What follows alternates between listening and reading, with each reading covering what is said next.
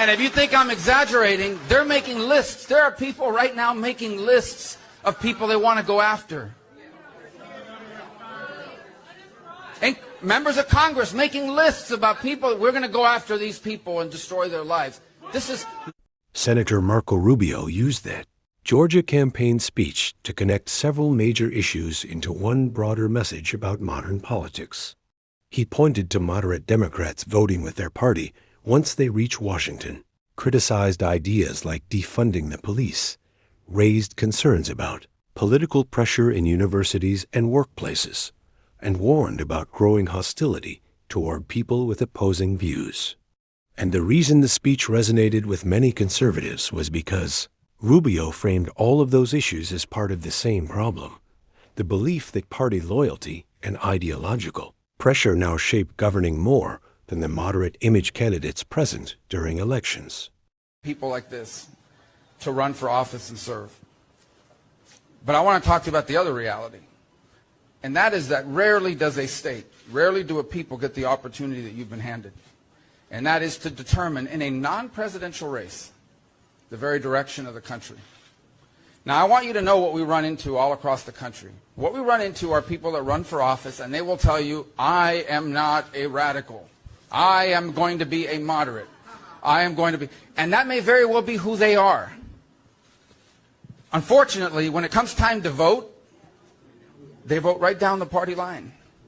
I'm not going to say who it is, but the other day on television, I saw one of these so-called moderate Democratic members of the Senate. And I believe he is. I believe that that's exactly who he is. That's just not how he votes.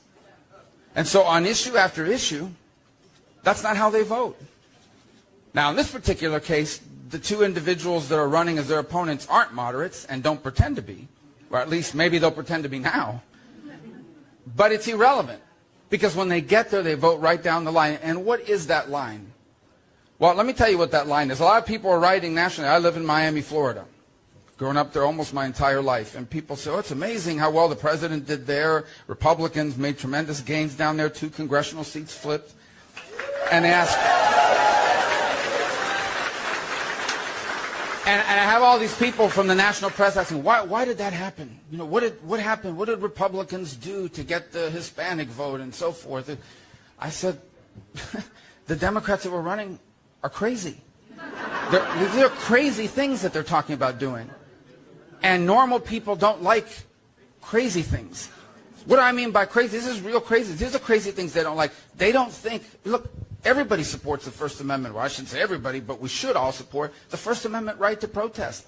If there's a problem and you don't like it, you have every right in the world to protest. That's a key part of our rights and of our country. You don't have a right to burn down a city. You don't have a right to take over a street.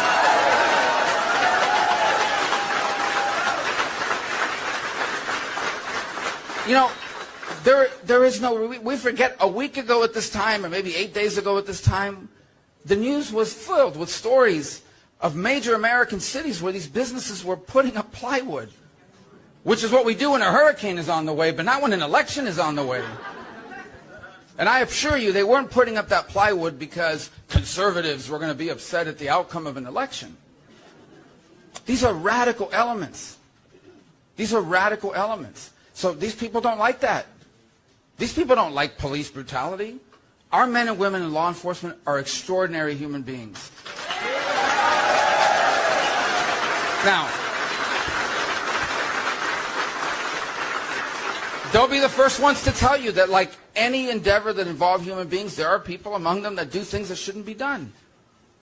But that doesn't mean you get rid of the police department and replace them with social workers. Because if, God forbid, tonight someone breaks into your home and holds your family at gunpoint, you don't want a grief counselor. You don't want somebody there to sort of talk them through it. You want police officers to show up and save your life and your family's life. And so they think defunding the police is crazy. They think it's crazy. They're upset. You know, some people are really upset about this. They've got kids, I know, forget about people, I personally know people whose kids are in college, okay? And they've got a crazy professor saying outrageous things. And I'm not saying all professors are crazy. I'm saying there's a lot of crazy professors. There are, believe whatever you want. But these kids are terrified. They're terrified that they're going to fail that course or get a bad grade if they don't agree with the crazy. There are people in America who work in places where they are afraid to put a bumper sticker on their car or wear a hat because they could get fired.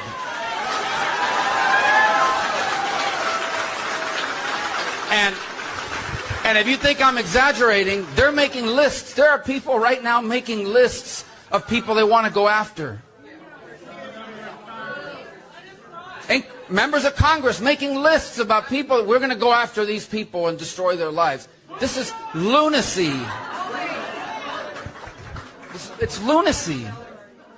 So yeah, normal people, normal people that want to own a home and raise their family in a safe community and retire with dignity and have a country that's safe and stable and give their children a chance at a better life, they're going to vote against people that are crazy and that want to undermine all of that. And that's what's at stake in this election. Because if we don't control the United States Senate, that is the agenda that's going to be pushed. And it doesn't matter. It doesn't even matter if the majority of the Democrats, if you polled them and gave them truth serum, were not in favor of it. Senator Marco Rubio's speech stands out because it's not really about one argument or one politician. It's about a pattern he believes keeps repeating in American politics. At the center of it, Rubio focuses on the idea of the moderate Democrat.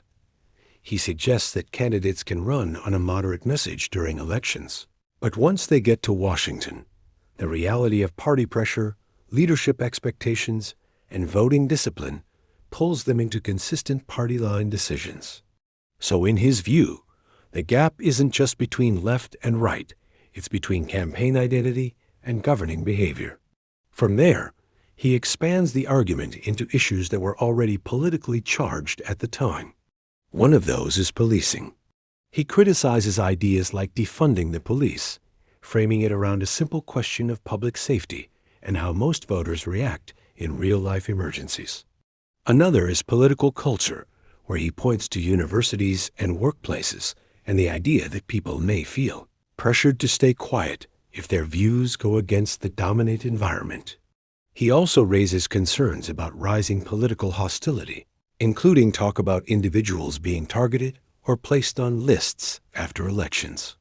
Whether people see that as widespread or limited, in the speech it represents a broader warning about politics moving from disagreement into personal consequences.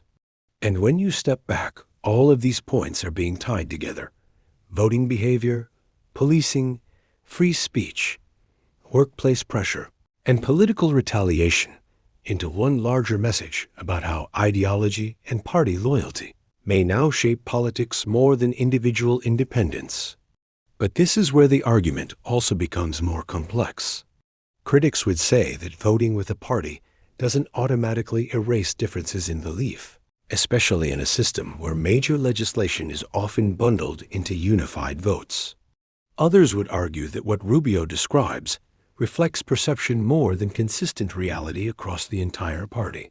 Still, the reason the speech resonates for many people is less about proving every detail and more about the broader feeling it captures, that campaign messaging and governing outcomes don't always line up the way voters expect once politicians are in power. And that's really the core tension here, whether modern politics still allows space for true moderation, or whether party alignment has become the dominant force once elections are over.